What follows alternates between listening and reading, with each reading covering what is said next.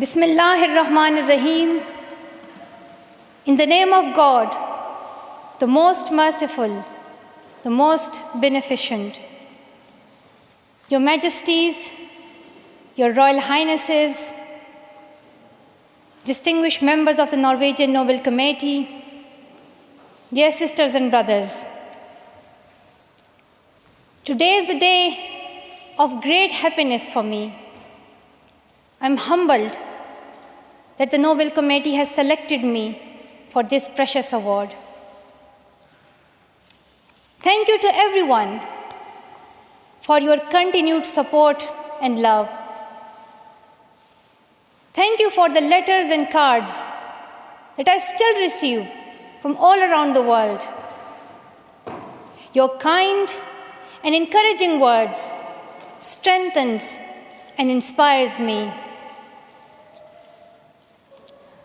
I would like to thank my parents for their unconditional love. Thank you to my father for not clipping my wings and for letting me fly.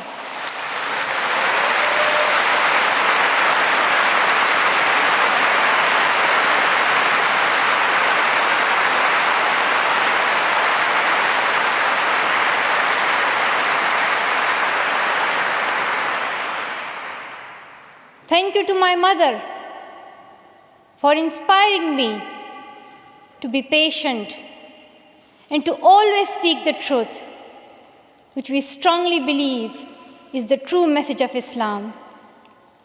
And also, thank you to all my wonderful teachers who inspired me to believe in myself and be brave. I'm proud. Well, in fact, I'm very proud to be the first Pashtun, the first Pakistani, and the youngest person to receive this award.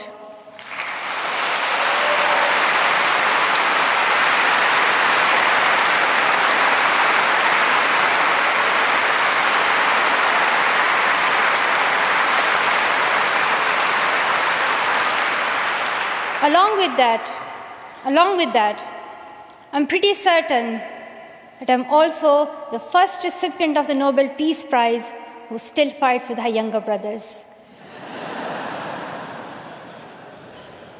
I want there to be peace everywhere, but my brothers and I are still working on that.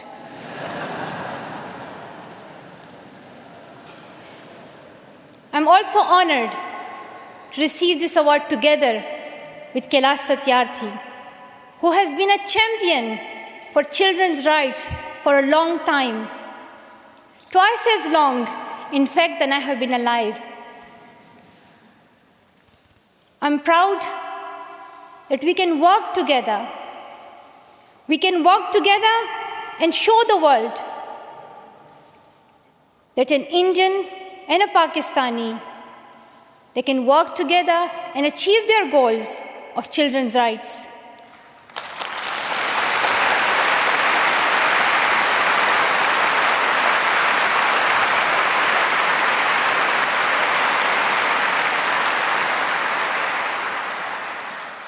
Dear brothers and sisters, I was named after the inspirational Malala of Maiwand, who is the Pashtun Joan of Arc. The word Malala means grief-stricken, sad.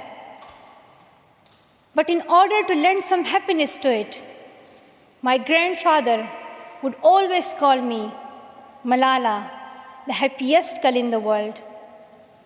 And today, I'm very happy that we are together fighting for an important cause.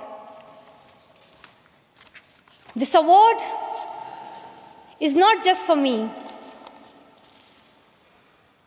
It is for those forgotten children who want education.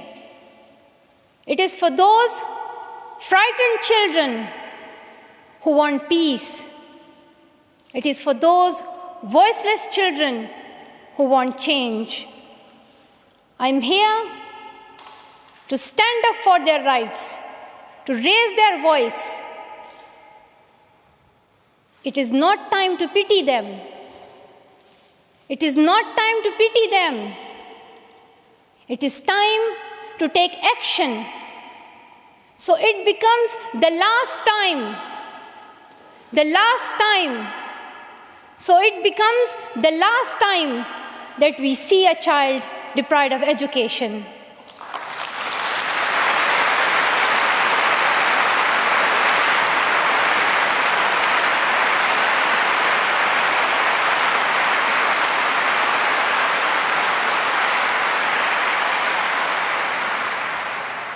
I have found that people describe me in many different ways.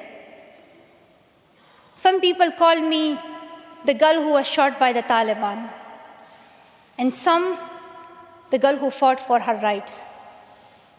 Some people call me a Nobel laureate now. However, my brothers still call me that annoying bossy sister. As far as I know, I'm just a committed and even stubborn person who wants to see every child getting quality education, who wants to see women having equal rights, and who wants peace in every corner of the world.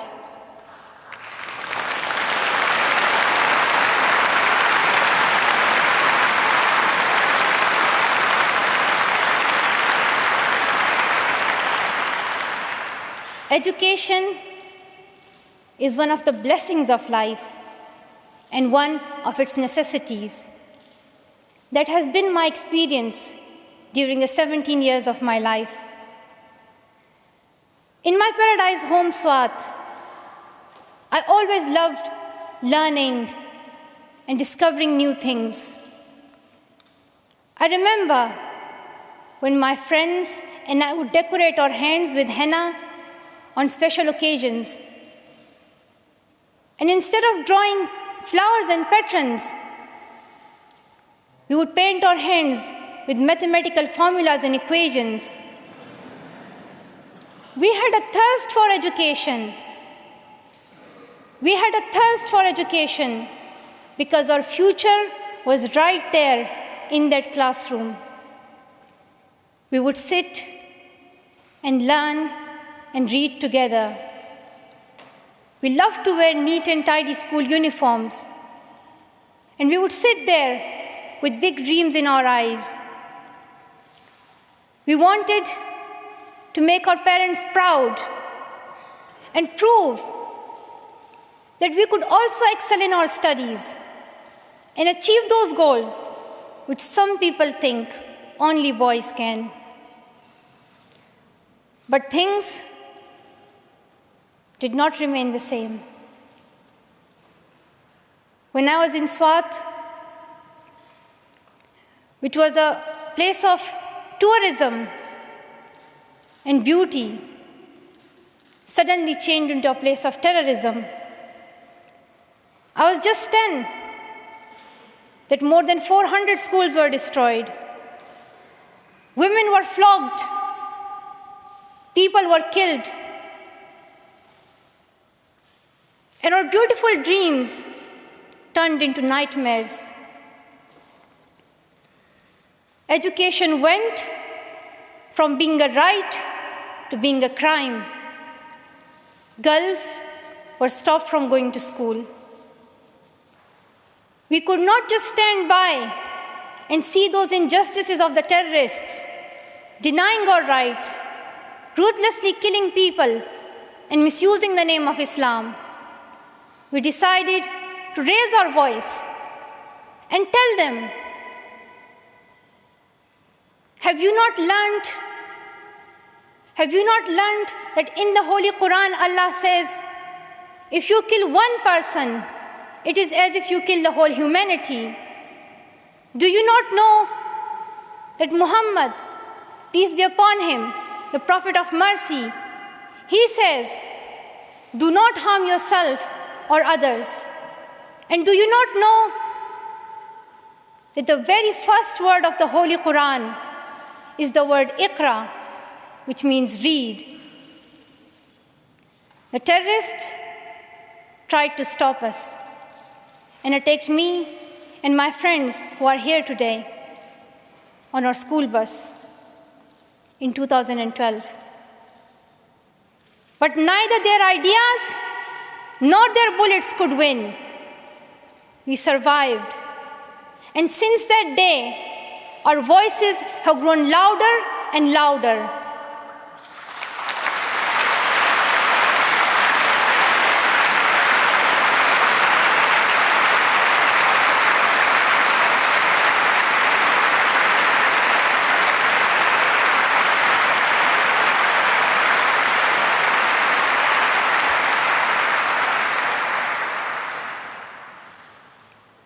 I tell my story, not because it is unique, but because it is not.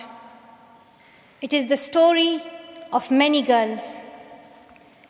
Today, I tell their stories too.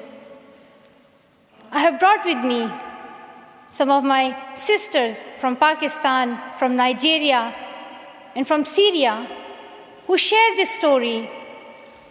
My brave sisters, Shazia and Kainat, who were also shot that day on our school bus. But they have not stopped learning.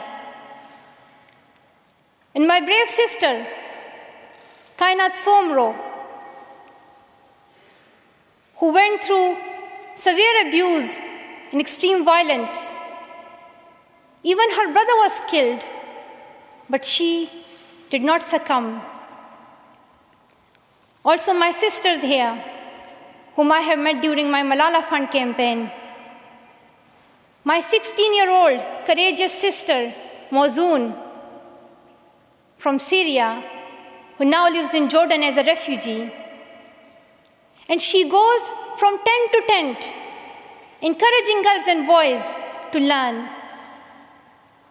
And my sister, Amina, from the north of Nigeria, where Boko Haram threatens and stops girls and even kidnaps girls just for wanting to go to school. Though I appear as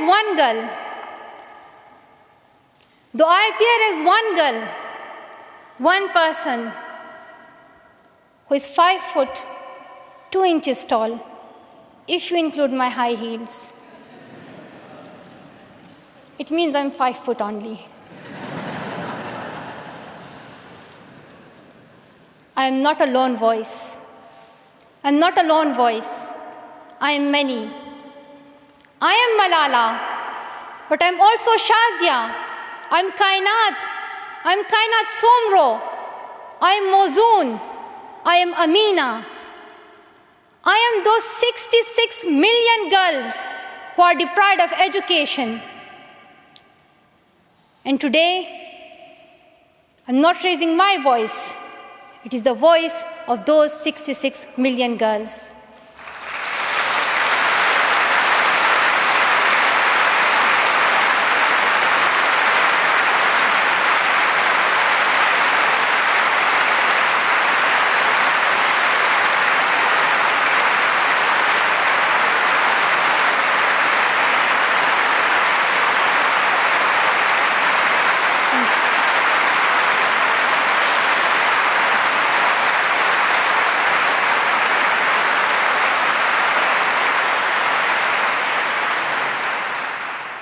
Sometimes people like to ask me, why should girls go to school?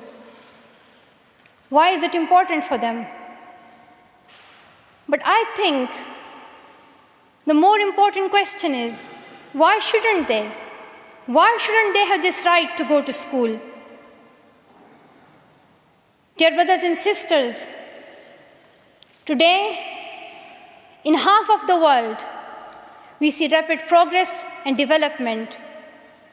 However, there are many countries where millions still suffer from the very old problems of war, poverty, and injustice. We still see conflicts in which innocent people lose their lives and children become orphans. We see many people becoming refugees in Syria, Gaza, and Iraq. In Afghanistan, we see families being killed in suicide attacks and bomb blasts.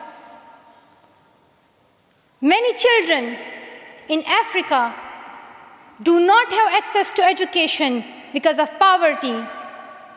And as I said, we still see girls who have no freedom to go to school in the north of Nigeria.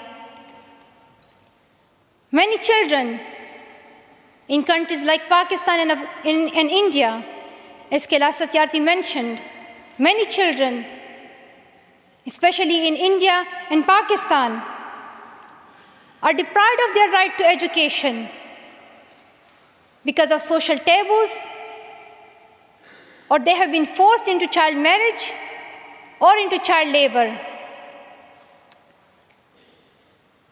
One of my very good school friends, the same age as me,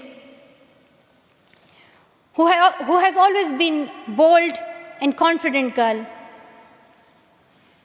dreamed of becoming a doctor. But her dream remained a dream. At the age of 12, she was forced to get married. And then soon, she had a son. She had a child when she herself was a child, only 14. I know that she could have been a very good doctor, but she couldn't because she was a girl. Her story is why I dedicate the Nobel Peace Prize money to the Malala Fund to help give girls quality education everywhere, anywhere in the world, and to raise their voices. The first place this funding will go to is where my heart is, to build schools in Pakistan, especially in my home of Swat and Shangla.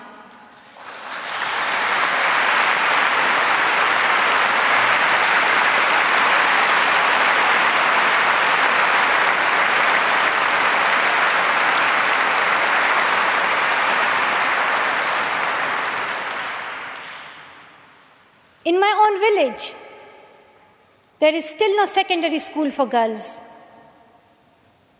And it is my wish and my commitment, and now my challenge, to build one so that my friends and my sisters can go there to school and get quality education, and they get this opportunity to fulfill their dreams. This is where I will begin, but it is not where I will stop. I will continue this fight until I see every child in school. Dear brothers and sisters, great people who brought change, like Martin Luther King and Nelson Mandela, Mother Teresa and Aung San Suu Kyi, once stood here on this stage. I hope the steps that Kailash Satyarthi and I have taken so far and will take on this journey will also bring change, lasting change.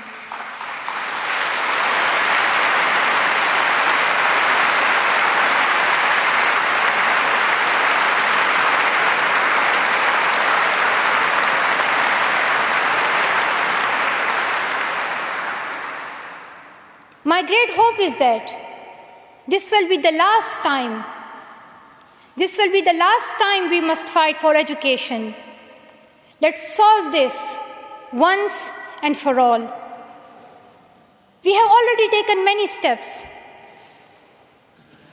Now it is time to take a leap.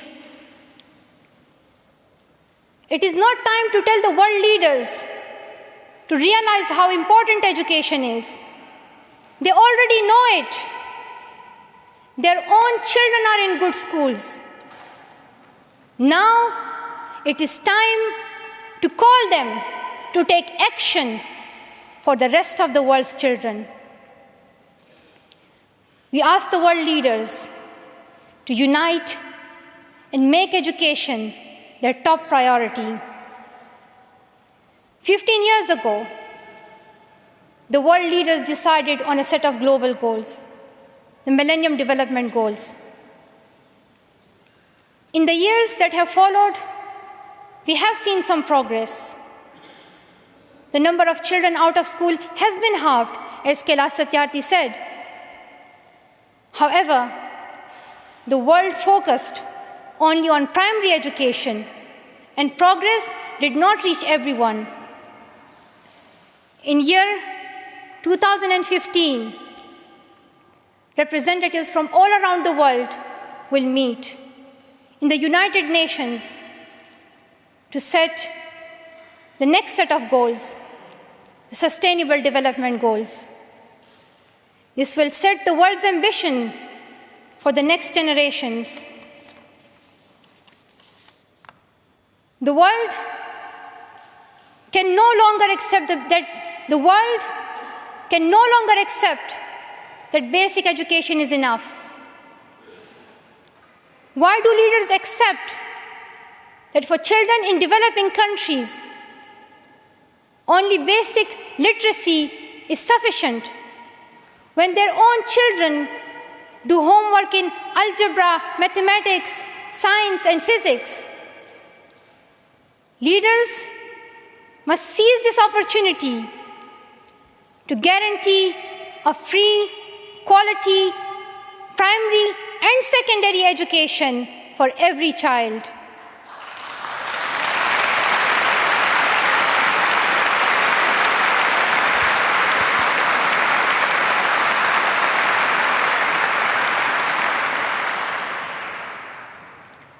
Some will say this is impractical, or too expensive, or too hard, or maybe even impossible. But it is time the world thinks bigger. Dear sisters and brothers, the so-called world of adults may understand it, but we children don't.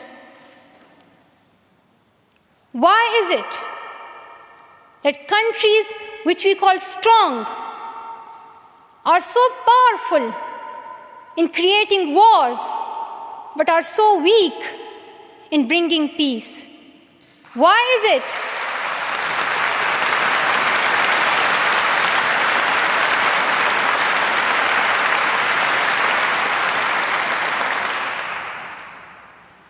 Why is it that giving guns is so easy, but giving books is so hard?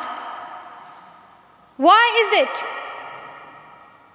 Why is it that making tanks is so easy, but building schools is so hard? We are living in the modern age, and we believe that nothing is impossible. We have reached the moon 45 years ago, and maybe we'll soon land on Mars. Then, in this 21st century, we must be able to give every child quality education. Dear sisters and brothers, dear fellow children, we must work, not wait. Not just the politicians and the world leaders. We all need to contribute. Me, you, we. It is our duty. Let us become the first generation to decide to be the last. Let us become the first generation that decides to be the last, that sees empty classrooms, lost childhoods, and wasted potentials. Let this be the last time that a girl or a boy spends their childhood in a factory. Let this be the last time that a girl is forced into early child marriage. Let this be the last time that a child loses life in war. Let this be the last time that we see a child out of school. Let this end with us. Let's begin this ending together, today, right here, right now. Let's begin this ending now. Thank you so much. Thank you.